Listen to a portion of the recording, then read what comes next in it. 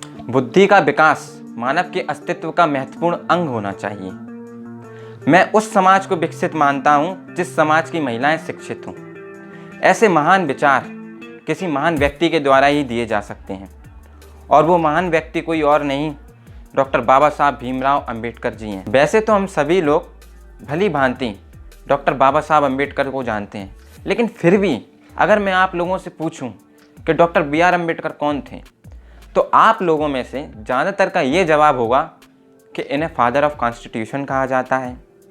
इन्होंने दलितों और पिछड़े वर्ग के उत्थान के लिए अपना पूर्ण जीवन समर्पित कर दिया। इन्हें विश्व में सिंबल ऑफ नॉलेज के नाम से जाना जाता है। लेकिन क्या आप लोगों को ये पता है कि एक और वर्ग था जिसके उत्थान में इन्होंने ऐतिहासिक कदम उठाए?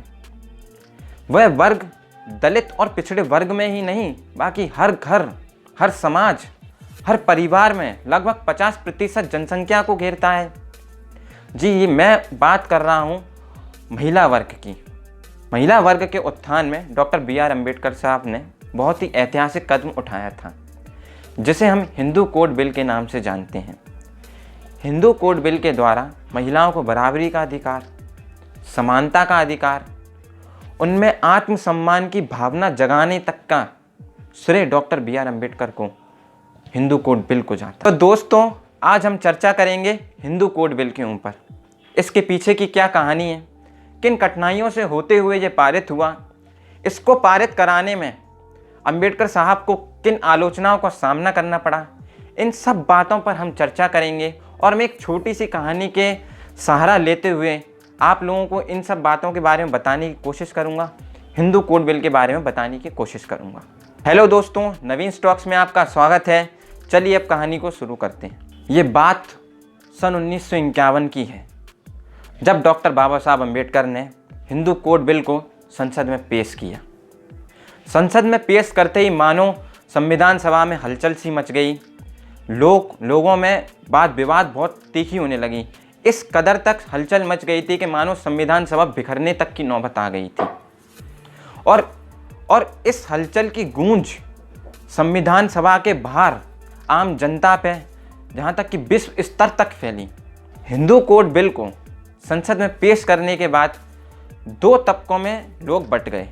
पहला तबका वो था जो कहते थे कि हिंदू रूढ़िवादी प्रथाओं को हम बदलना नहीं चाहते, कोई भी हिंदू धर्म में हस्तक्षेप ना करे, जो सदियों से चली आ रही हमारी परंपरा, उसको कोई बदलना क्यों चाहता है।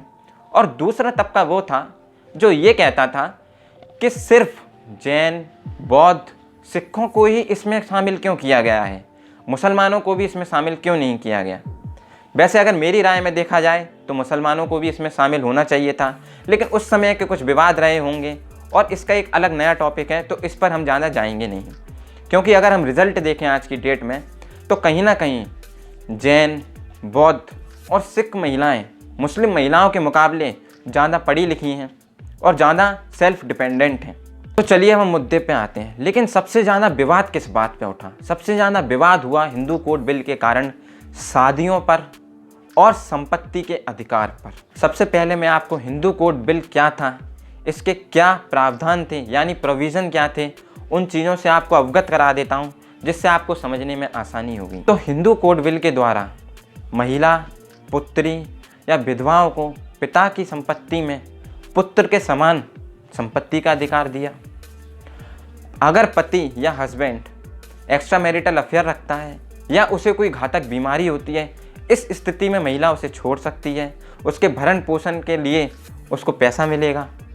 तीसरा था, पति या पत्नी किसी में से किसी को भी कोई घातक बीमारी होती है या अमानवीय व्यवहार करते हैं, तो इस स्थिति में वह तलाक ले सकती हैं। महिलाओं को मैटरनल लीव का प्रावधान दिया गया। महिलाओं को इसमें शिक्षा का अधिकार दिया गया। इन पॉइंट्स की वजह से विरोध तो होना ही था। कई संगठनों ने विरोध किया। RSS के कार्यकर्ताओं ने दिल्ली के रामलीला मैदान से ये कहा कि ये हिंदू कोड बिल हिंदुओं पर परमाणु बम की तरह है। और कई कार्यकर्ताओं ने अम्बेडकर साहब पर जातिगत टिप्पणियाँ की। और सबसे ज़्यादा हैरान तो मैं इस बात से हूँ कि उस समय के संविधान सभा के अध्यक्ष डॉक्टर राजेंद्र प्रसाद भी इस हिंदू कोड बिल के समर्थन में नहीं थे। उन्होंने पंडित जवाहरलाल नेहरू को एक पत्र लिखा जिसमें उन्होंने कहा कि हमें इस पर विचार करना चाहिए, हमें इसे पारित करवाने में ज़्यादा जल्दी नहीं करनी चाहिए।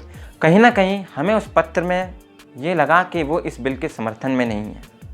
सरदार वल्लभ भाई पटेल, इतनी बड़ी शख्सियत, वो भी कहीं ना कहीं इस बिल के समर्थन में नहीं थे। और इन सब के चलते नेहरू जी भी अपने आप को कहीं ना कहीं इस बिल के संबंध में कमज़ोर महसूस करने लगे। और नेहरू जी के ही संसदीय क्षेत्र इलाहाबाद से एंटी हिंदू कोड बिल समिति के अध्यक्ष श्री भगवाधारी प्रभु दत्त ब्रह्मचारी थे, जिन्होंने नेहरू जी के खिलाफ यानी उस समय के प्रधानमंत्री के खिलाफ एक पर्चा पेश किया, जिसमें उन्होंने कहा कि प्रधानमंत्री को हमारी परंपराओं में हस्तक्षेप का कोई अधिकार नहीं है। और इनका साथ हिंदू महासभा और राम राज्य परिषद कर रहे थे। सबका मानना यही था कि हमारी हिंदू परंपराओं में किसी को भी हस्तक्षेप नहीं करना चाहिए। और सब विवादों के कारण नेहरू जी ने अपनी समझदारी दिखाई और वो इस बहस से बचे। लेकिन इन सब का प्रभाव डॉक्टर बी.आर. अम्बेडकर पर पड़ा।